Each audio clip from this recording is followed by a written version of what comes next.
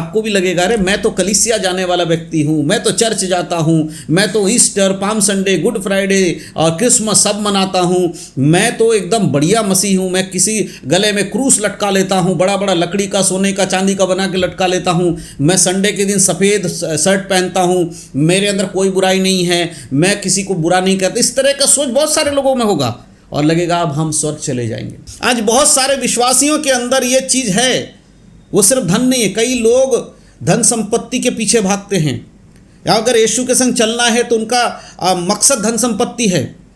कई लोग बीमारियों से चंगाई पाने के लिए यीशु के संग चल रहे हैं, जब तक वो चंगे हैं, बीमार हैं, यीशु के साथ, जैसे चंगाई आती है यीशु को छोड़ देते हैं। आपके जीवन में क्या ऐसी चीज़ है जो आपको परमेश्वर से ज़्यादा महत्व देने के लिए आपको मजबूर करती है? आप सभी मसीह भाई बहनों को प्रभु यीशु मसीह के नाम में जय मसीह की, परमेश्वर के नाम की स्तुति और महिमा हो। फिर से मैं आप सभी का स्वागत करता हूं और विश्वास करता हूं कि परमेश्वर ने आपको और आपके परिवार को सुरक्षित रखा है और संभाला है। मेरे प्रियो, हम सभी लोग जो प्रभु यीशु मसीह पे विश्वास करते हैं, हमारे लिए यीशु के साथ स्वर्ग जाना बहुत ज़रूरी है। अगर इस संसार में रहते हुए हम प्रभु यीशु मसीह पे विश्वास करते हुए उसके साथ अगर हम स्वर्ग नहीं जा पाएंगे यीशु मसीह के दूसरे आगमन पर, तो हमारा इस संसार में जो मसीही का जीवन जीना, जिसको हम मसीहत वाला जीवन कहते हैं, उसका कोई मतलब नहीं रह जाता। आज के समय में हर एक विश्वासी को ये समझना होगा कि स्वर्ग जाने के लिए बाइबल में लिखी हुई बातों को अपने जीवन में लागू करना बहुत ज़रूरी है। क्या आप ये दावे के साथ या विश्वास के साथ कह सकते हैं कि आज आप जिस प्रकार का जीवन जी रहे हैं उसके अनुसार आप स्वर्ग जा पाएंगे? केवल यीशु मसीह पे विश्वास करना, उसके नाम को अपने जीवन में महत्व देना, जिस तरह हालेलुया, यीशु मसीह की जय हो, जय मसीह की, यानी प्रेज द लॉर्ड, इस तरह के शब्दों का इस्तेमाल करते हुए खुद को एक मसीही समझते हुए अगर एक व्यक्ति जीवन जीता है और उसके जीवन में वचन के अनुसार कार्य नहीं है, तो क्या आपको लगता है वो व्यक्ति स्वर्ग जा पाएगा? आज इसी विषय को लेकर मैं कुछ खास बातें आपको बताना चाहता हूँ, बाइबल आधारित। मैं एक घटना के बारे में आपका जो ध्यान है उस तरफ ले जाना चाहते हैं, घटना की ओर आपके ध्यान को केंद्रित करना चाहता हूँ, ताकि आपको पता चले कि बाइबल के अंदर ऐसे भी लोग दिखाए गए हैं या बताए गए, ऐसे लोगों के बारे में बाइबल में लिखा गया है जो परमेश्वर के वचन को कई चीज़ों में पालन करते थे, आज्ञाओं का पालन करते थे, लेकिन उनके जीवन का जो स्वभाव था उसकी वजह से वो आज्ञाओं को मानने वाले व्यक्ति होने के बाद भी वो परमेश्वर के साथ उनका जो संबंध है वो सही नहीं हो पाया और वो प्रभु यीशु मसीह से दूर हो गए। आज के समय में अगर हम खुद को देखें तो हमें उस तरह से समझना पड़ेगा कि अगर हम एक कलीसिया में जाने वाले विश्वासी हैं, चर्च में जाने वाले विश्वासी हैं, आराधना करने वाले विश्वासी हैं, प्रार्थना करने वाले विश्वासी हैं, बाइबल पढ़ने वाले विश्वासी हैं, लेकिन जीवन में अगर कुछ ऐसी बातें हैं जो आपको परमेश्वर से अलग करती हैं, परमेश्वर की इच्छा से अलग कर देती है, तो फिर आपके लिए स्वर्ग राज्य में प्रवेश करना बहुत कठिन हो जाएगा। आज अगर मैं घटना के बारे में आपको बताऊं, मत्ती रचित सुसमाचार और उसके 19 अध्याय और उसके 16 आयत से जब हम पढ़ते हैं, यहाँ पर एक विषय, एक घटना के बारे में, विशेष घटना के बारे में लिखा है, एक धनी युवक और उसके अनंत जीवन के बारे में। इसके बारे में मैं आपको पूरा का पूरा पढ़ के नहीं बताऊंगा, आप पढ़ेंगे तो आपको पता चलेगा, लेकिन मैं शॉर्ट में इस कहानी को या इस बात को जो यहाँ घटना घटी है यीशु मसीह के साथ और उस व्यक्ति के साथ जो वार्तालाप हुआ है उसको मैं सारांश से छोटा सा देकर आपको बताना चाहता हूँ कि यहाँ पर एक धनी व्यक्ति है जिसके संग मुलाकात यीशु मसीह का जब हुआ तो उसने पूछा कि मुझे स्वर्ग में प्रवेश करने के लिए, अनंत जीवन पाने के लिए क्या करना होगा? यीशु मसीह ने कहा, तू तो आज्ञाओं को जानता है, तू आज्ञाओं को मान तो तू स्वर्गराज में जाएगा। उसने कहा, मैं बचपन से ही, लड़कपन से आज्ञाओं को मानता हुआ आया हूँ। लेकिन यीशु ने कहा, तुझ में एक बात की घटी है, तू अपना सारे धन संपत्ति को बेच और कंगालों में बांट दे और मेरे पीछे हो ले। जैसे यीशु मसीह ने इस बात को उसको कहा, उस व्यक्ति का मन टूट गया और वो यीशु से अपने आप को अलग करके दूर चला गया। आज बहुत सारे विश्वासी के जीवन में इस प्रकार का एक जीवन वो जी रहे हैं। जब बात आती है खुद को विश्वासी कहने की और अपने आप को एक मसीही कहने की, तो हर कोई तैयार है, मैं विश्वासी हूँ, मैं मसीह हूँ, मैं यीशु मसीह पे विश्वास करता हूँ, इस तरह से हर कोई बोल रहा है। लेकिन जैसी बात आती है यीशु की आज्ञा का पालन करना, बहुत सारे लोग यीशु की आज्ञा को पालन नहीं कर पाते हैं। हालेलुया। अब यहाँ कुछ बातें हैं जो मैं आपको बताना चाहता हूँ। इस व्यक्ति ने, धनी व्यक्ति जब आया तो इसने यीशु मसीह के पास आकर क्या कहा, उसने कहा, अगर आप पढ़ेंगे इसके 16 आयत में देखिए लिखा है, मत्ती 19 के 16 में, एक मनुष्य यीशु के पास आया और उससे कहा, हे गुरु, मैं कौन सा भला काम करूं कि अनंत जीवन पाऊं? उसने उससे कहा, तू मुझसे भलाई के विषय में क्यों पूछता है? भला तो एक ही है, पर यदि तू जीवन में प्रवेश करना चाहता है तो आज्ञाओं को माना कर। हालेलुया। परमेश्वर की आज्ञाओं को माना कर। अगर तू जीवन में प्रवेश करना चाहता, अगर तू स्वर्ग जाना चाहता है, यीशु मसीह के साथ जाना चाहता है, तो क्या करना हो? जीवन में प्रवेश करने के लिए आज्ञाओं का पालन करना होगा। जब उस यीशु मसीह की इन बातों को उसने सुना तो वो बहुत खुश हो गया, क्योंकि वो उन आज्ञाओं को मानता था, पालन करता था। उसे लगा कि यीशु मसीह तो मेरे दिल की बात बोल गए, यीशु मसीह ने वही कहा जो मैं करता हूँ, और वो खुश हो गया। अब देखिए उसके आगे अगर आप 18 आयत से पढ़ेंगे तो लिखा है, उसने उससे कहा, कौन सी आज्ञा है? यीशु ने कहा, यह कि हत्या ना करना, व्यभिचार ना करना, चोरी ना करना, झूठी गवाही ना देना, अपने माता पिता का आदर करना और अपने पड़ोसियों से अपने समान प्रेम रखना। यीशु मसीह ने उन 10 आज्ञाओं में लिखी हुई आज्ञाओं को दिया जो यहूदियों को, इजराइल के लोगों को, निर्गमन की किताब जब हम पढ़ते 20 अध्याय, वहाँ पर जो आज्ञा परमेश्वर ने दी, उन आज्ञा को यीशु मसीह ने इस व्यक्ति को क्या किया? याद दिलाया। इस व्यक्ति को जब याद दिलाया, उसके बाद देखिए इस व्यक्ति ने इस बात को सुनने के बाद क्या कहा। उसके 20 आयत जब आप पढ़ते हैं, वहाँ लिखा है, उस जवान ने उससे कहा, इन सब को तो मैंने माना है और मुझे किसी बात की घटी नहीं है। देखो, इस बात को बोलकर उस व्यक्ति ने यीशु मसीह से कहा, प्रभु इन बातों को तो मैं मानता हूँ, मुझ में किसी बात की घटी नहीं है। मैं अपने माता पिता का आदर करता हूँ, है ना, मैं झूठी गवाही नहीं देता, मैं व्यभिचार नहीं करता, मैं हत्या नहीं करता, मैं चोरी नहीं करता, अपने माता पिता की आज्ञा मानता। सब बातों को बोलकर कहा, प्रभु ये सब तो मैं कर रहा हूँ, ये सब बातों को मैं मान रहा हूँ, इसका मतलब मैं स्वर्ग चला जाऊँगा। आज अगर आपसे परमेश्वर का वचन बात कर रहा, और आज अगर प्रभु आपसे पूछे कि तुम स्वर्ग जाना है तो तुम ये काम करो, तो आप में से कितने लोग ये कह पाएंगे कि मैं झूठ नहीं बोलता, मैं व्यभिचार नहीं करता, मैं चोरी नहीं करता, मैं झूठी गवाही नहीं देता, मैं अपने माता पिता का आदर करता हूँ, मैं परमेश्वर को छोड़ किसी और को ईश्वर नहीं मानता हूँ, मैं किसी के आगे दंडवत नहीं करता हूँ पिता परमेश्वर के सिवा। इस तरह की जो भी आज्ञाएं दी गई हैं, मैं किसी चीज़ का लालच नहीं करता हूँ, किसी दूसरे व्यक्ति की चीज़ों का लालच नहीं करता हूँ, मैं अपने पड़ोसियों से अपने समान प्रेम रखता हूँ। क्या आप में से हर व्यक्ति इस बात को बोल सकता है? चलिए आप ये बोल सकते हैं कि ये तो पुराने समय की आज्ञा है, लेकिन यीशु मसीह ने कहा है कि ये जो आज्ञा है, 10 आज्ञा सबके लिए है। ये पुराने समय हो, नए समय में हो, नया नियम हो, पुराने, हम सबको इन आज्ञाओं का पालन करना चाहिए, क्योंकि ये 10 आज्ञाएं सबसे इंपॉर्टेंट है। लेकिन इनको मानने वाला व्यक्ति भी, अगर आप मुझे पता है बहुत सारे लोग कहेंगे हम इन सारे चीज़ों को नहीं मान पाते। अक्सर होता है, आज के समय में बहुत सारे लोग इन आज्ञाओं का पालन नहीं कर पाते। इसीलिए हमें बार बार अपने जीवन को प्रार्थना, उपवास के द्वारा मजबूत करना पड़ता है। क्यों उपवास रखना, प्रार्थना करना ज़रूरी है? क्योंकि हम जब पाप में या आज्ञाओं में नहीं चल पाते तो हमें सामर्थ्य की आवश्यकता होती है। परमेश्वर के पवित्र आत्मा के द्वारा हमें चलना ज़रूरी है। इसलिए जब हम प्रार्थना करते, उपवास करते हैं, परमेश्वर की ओर से हमें सामर्थ्य मिलता है। तब हम जो काम हम नहीं कर पाते हैं, जिन कामों को परमेश्वर हमें करने के लिए, उन कामों को करने के लिए पवित्र आत्मा हमें सामर्थ्य देता है। लेकिन इन सब के बाद भी इस व्यक्ति के अंदर क्या कमी निकला? इस व्यक्ति से जब पूछा, इसने कहा हाँ मैं ये सब करता हूँ, खुश हो गया है। आपको भी लगेगा अरे मैं तो कलीसिया जाने वाला व्यक्ति हूँ, मैं तो चर्च जाता हूँ, मैं तो Easter, palm Sunday, good Friday और क्रिसमस सब मनाता हूँ, मैं तो एकदम बढ़िया मसीह हूँ, मैं किसी गले में क्रूस लटका लेता हूँ, बड़ा बड़ा लकड़ी का, सोने का, चांदी का बना के लटका लेता हूँ, मैं संडे के दिन सफ़ेद शर्ट पहनता हूँ, मेरे अंदर कोई बुराई नहीं है, मैं किसी को बुरा नहीं करता। इस तरह का सोच बहुत सारे लोगों में होगा और लगेगा अब हम स्वर्ग चले जाएंगे। हालेलुया। लेकिन इस व्यक्ति को भी ऐसे ही लगा होगा कि यीशु ने कहा ये आज्ञा तो मैं मानता हूँ।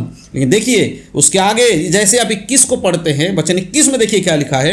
लिखा है, यीशु ने उससे कहा यदि तू सिद्ध होना चाहता है तो जा, अपना माल बेचकर कंगालों को दे दे और तुझे स्वर्ग में धन मिलेगा, और आकर मेरे पीछे हो ले। हालेलुया। वो धनी था, उसके अंदर एक ही कमी थी। क्या कमी थी? कि वो धनी था और वो लोगों की मदद नहीं कर रहा था, वो अपने धन संपत्ति से ज़्यादा प्रेम कर रहा था। इसका यह अर्थ नहीं है कि मसीह लोगों को धनी नहीं होना चाहिए, मैं इसको बिल्कुल इस तरह से नहीं बता रहा हूँ। मैं आपको बताना चाहता हूँ इस व्यक्ति के अंदर क्या कमी थी। आज्ञाओं को मानने वाला व्यक्ति था, सब कुछ कह रहा मैं करता हूँ, लेकिन यीशु मसीह कह रहा है तुझ में कमी है। वो कमी क्या है? तू अपने धन संपत्ति बेच दे, कंगालों में दे दे और आकर मेरे पीछे हो ले। आज बहुत सारे विश्वासियों के अंदर ये चीज़ है, वो सिर्फ धन नहीं है। कई लोग धन संपत्ति के पीछे भागते हैं, या अगर यीशु के संग चलना है तो उनका मकसद धन संपत्ति है। कई लोग बीमारियों से चंगाई पाने के लिए यीशु के संग चल रहे हैं, जब तक वो चंगे हैं, बीमार हैं, यीशु के साथ, जैसे चंगाई आती है यीशु को छोड़ देते हैं। आपके जीवन में क्या ऐसी चीज़ है जो आपको परमेश्वर से ज़्यादा महत्व देने के लिए आपको मजबूर करती है? अगर आपका नौकरी परमेश्वर से बढ़कर आप नौकरी को जगह दे रहे हैं तो आप इस धनी व्यक्ति के समान हैं। अगर आप संसारिक वस्तुओं को परमेश्वर से बढ़कर समय दे रहे हैं तो वो आपके लिए संसार में जो है इस धनी व्यक्ति के समान बन जाता है। आपके जीवन में सिर्फ नौकरी नहीं, पैसा ही नहीं, किस चीज़ में आप ज़्यादा इंपॉर्टेंस देते हैं? परमेश्वर से ज़्यादा महत्व किस चीज़ को दे रहे हैं? बाइबल बताती है परमेश्वर से ज़्यादा महत्व हमें किसी चीज़ को नहीं देना है। जब हम परमेश्वर को सबसे ज़्यादा महत्व देते हैं तब हमारे जीवन की हर एक ज़रूरतों को परमेश्वर पूरा करता है। अब एक उदाहरण से आप समझिए, मैं उदाहरण दे रहा हूँ, बाकी आप बेहतर समझिएगा, मैं सिर्फ एक उदाहरण दे रहा हूँ। कोई व्यक्ति अगर जॉब करता है, नौकरी कर रहा है, नौकरी से उदाहरण देते हैं, उसका सुबह का टाइम क्या है? सुबह 9 बजे जाना है, उसको 5 बजे छुट्टी होगी, वापस आएगा, ये उसके लिए फिक्स है। इसके बीच में अगर वो लेट होगा तो उसकी सैलरी कट सकती है, उसकी नौकरी जा सकती है, इसीलिए वो उससे सारे काम अपने उससे पहले निपटा लेगा, अपने नौकरी से पहले, जाने से पहले। लेकिन जब बात आती है परमेश्वर के भवन में जाने के लिए, आराधना में जाने के लिए, प्रार्थना में बैठने के लिए, तो आप कितने आसानी से, मनुष्य कितने आसानी से उस समय को चुरा लेता है और वो प्रार्थना नहीं कर रहा है, वो उपवास नहीं रख रहा है। आज थका हुआ उपवास नहीं रख सकता है ना, आज मेरे को कुछ लजीज खाने का मन करे इसलिए मैं उपवास नहीं रख सकता। चलिए पिछले संडे में चर्च गया था, इस संडे बार बार हर संडे नहीं जाएंगे, एक संडे मिस हो जाए कोई दिक्कत नहीं है। मैं इस तरह का उदाहरण दे रहा हूँ, ये नहीं कह रहा हूँ कि आप हर संडे नहीं जाएंगे तो आप स्वर्ग नहीं जा सकते। कई बार लोग बीमार होते हैं, कुछ परेशानी होती है या कई दिक्कतें होती है, समय पे नहीं पहुँच पा रहे, कहीं बाहर हैं, ये सब जेन्युइन चीज़ें हैं। लेकिन मैं एक उदाहरण से समझा रहा हूँ कि आपकी नौकरी में आप ऐसे बहाने लगाएंगे, क्या वो आपके लिए इंतज़ार करेंगे? आपकी सैलरी पूरी मिलेगी? नहीं। फिर परमेश्वर के राज्य में, परमेश्वर के साथ चलने में आप कैसे कॉम्प्रोमाइज़ कर लेते हैं? पाप के जीवन में कैसे कॉम्प्रोमाइज़ कर लेते हैं? अच्छा ठीक है, थोड़ा सा झूठ बोल दूंगा तो क्या फ़र्क पड़ेगा? अगर किसी को बचाने के लिए छोटा सा झूठ बोला जाए, वो झूठ नहीं होता, इस तरह की कहावतें होती हैं। अगर किसी को बचाने के लिए तुम झूठ बोल रहे हो, उससे तुम्हारा नुकसान नहीं होता। अरे झूठ होता है, चाहे किसी को बचाने के लिए बोलो या किसी को डुबोने के लिए बोल दो। हालेलुया। इस चीज़ को हमें समझना पड़ेगा, किस तरह से हमें चलना है। आपका आत्मिक जीवन कैसे है? इस धनी व्यक्ति के पास धन संपत्ति का जो इसका लालच था, उसकी वजह से अंतिम वचन में अगर 22 आयत में पढ़ेंगे, लिखा है, परंतु वह जवान यह बात सुनकर उदास होकर चला गया, क्योंकि वह बहुत धनी था। वो बहुत धनी था इसलिए उदास हो गया कि अरे मैं तो आया था यीशु मसीह से वाहवाही सुनने के लिए, लेकिन ये तो मुझे मना कर रहा है कि मेरे धन संपत्ति ही मेरे लिए स्वर्ग जाने का मार्ग में एक दीवार के समान है। आपके लिए स्वर्ग जाने के लिए कौन सी चीज़ दीवार बनकर खड़ी है? क्या आपका घमंड? कई लोगों के अंदर घमंड उसका दीवार है, कई लोगों के अंदर उसका लालच उसका दीवार है, कई लोगों के अंदर उसके व्यभिचार करने की जो आदत वो उसका दीवार है। ये आपको देखना है, ये मुझे देखना है, हम सबको देखना है। अगर ये सब चीज़ें हमारे सामने हैं, आपके सामने हैं, तो अगर आप एक विश्वासी हैं भी तो भी आप स्वर्ग में प्रवेश नहीं कर पाएंगे। इस गलतफहमी में नहीं रहना है मेरे प्रियो कि केवल कलीसिया में जाने से, यीशु मसीह पे विश्वास कर लेने से, मुंह से प्रभु प्रभु कहने से हर कोई स्वर्ग चला जाएगा। नहीं, जब तक बाइबल के वचन का पालन नहीं करेंगे, उसके अनुसार जीवन नहीं जिएंगे, तो यीशु के आगमन पर उसके संग जाना अनहोना हो जाएगा। समय आज भी है, अभी भी अगर आप मुझे सुन रहे हैं, इन वचनों को सुन रहे हैं, तो प्रभु आज भी आपको समय दे रहे हैं। प्रभु आज भी चाहते हैं कि आप मन फिराए और इन बातों को सुनकर पश्चाताप करें, अपने जीवन को जांचें, इस धनी व्यक्ति के समान अपने आप को देखें कि आपके जीवन में वो कौन सा ऐसा रुकावट है जो आपको परमेश्वर से आपको दूर करता हुआ ले जा रहा है। वो आपका घमंड हो सकता है, आपकी लालच हो सकती है, आपके जो पाप में जीवन, बार बार एक ही पाप को कर रहे हो, बार बार नशे में रह रहे हो, छोड़ नहीं रहे हो, एक दिन करते हो, क्षमा मांग तो दोबारा करते हो, इस तरह का एक स्वभाव आ गया है। पाप करो, घुटने टेक कर माफ़ी मांगो, फिर कुछ दिन के बाद वही पाप दोहराओ, फिर घुटने टेक कर माफ़ी मांगो। इस तरह का अगर आपका स्वभाव बनता चला जा रहा है तो ये आपके लिए उस धनी व्यक्ति के समान हो जाएगा जिसको यीशु मसीह ने सब कुछ बेचकर उसके पीछे आने के लिए कहा। अगर ये सारी चीज़ें आप समझ जाते हो मेरे प्रियो, तो अपने जीवन में इससे लागू करिए। मैं आपको बहुत सारी चिकनी चुपड़ी बातें बोल सकता हूँ ना, लेकिन मैं ऐसा नहीं बोलूँगा। क्यों? क्योंकि बाइबल हमें बताती है कि समय के अनुसार हमें गुरु हो जाना चाहिए, और हर एक आने वाले जो दिन हैं उन दिनों में हमें परिपक्व होना है, क्योंकि समय निकट है। मैं आपको चिकनी चुपड़ी बातें बोलकर आपको कान की खुजली के अनुसार कुछ बातें बोलने के लिए यहाँ नहीं आया हूँ। मैं आपको यही बताना आया हूँ कि बाइबल क्या बोलती है। जब न्याय होगा तो आपसे भी पूछा जाएगा, मुझसे भी पूछा जाएगा। मुझे जो काम दिया गया है उसका हिसाब मुझे देना होगा। मुझसे पूछा जाएगा कि तुझे मैंने ये काम दिया था कि लोगों को जाकर सच प्रचार कर, लेकिन तूने उनके कानों की खुजली के अनुसार उनको प्रचार किया, जो उन्हें अच्छा लगता वो बोला, इसलिए तू स्वर्ग में नहीं जा सकता। मैं ये सुनने के लिए यहाँ नहीं बैठा हूँ, मैं ये सुनने के लिए बैठा हूँ परमेश्वर कहेगा चाहे कुछ भी हो, तूने एक व्यक्ति को भी सच्चाई सुनाई, उसने विश्वास किया, वो तेरे लिए प्रतिफल है। मेरे प्रिय, उसी प्रकार आपका जीवन भी होना चाहिए। अगर संसार के संपूर्ण वस्तुओं को पालो, हर एक धन संपत्ति सुख सुविधाएं सब कुछ आपको मिल जाए और आप स्वर्ग में प्रवेश ना कर पाओ, इससे आपका क्या लाभ होगा? लेकिन अगर आप परमेश्वर के वचन में चलेंगे तो इस संसार में भी आपको परमेश्वर जीवित रखेंगे, स्वस्थ रखेंगे, दिक्कतों से भी आपको निकालेंगे। मैं ये नहीं कह रहा हूँ कि यीशु मसीह के संग चलने के कारण आपके जीवन में कभी कोई परेशानी नहीं आएगी। पूरे बाइबल में एक भी वचन नहीं है जो ये साबित करती हो कि जो यीशु मसीह पर विश्वास करेगा वो कभी परेशान नहीं होगा। जबकि बाइबल में ऐसे हजारों वचन हैं जिसमें लिखा है कि जो यीशु मसीह पे विश्वास करके पवित्र जीवन जीना चाहेगा वो दुख में रहेगा, उसके जीवन में परीक्षाएं आती रहेंगी, जाती रहेंगी, वो उतार चढ़ाव होता रहेगा। इसीलिए इसको एक्सेप्ट करना है, इसे ग्रहण करके हमें इसके अनुसार चलना है।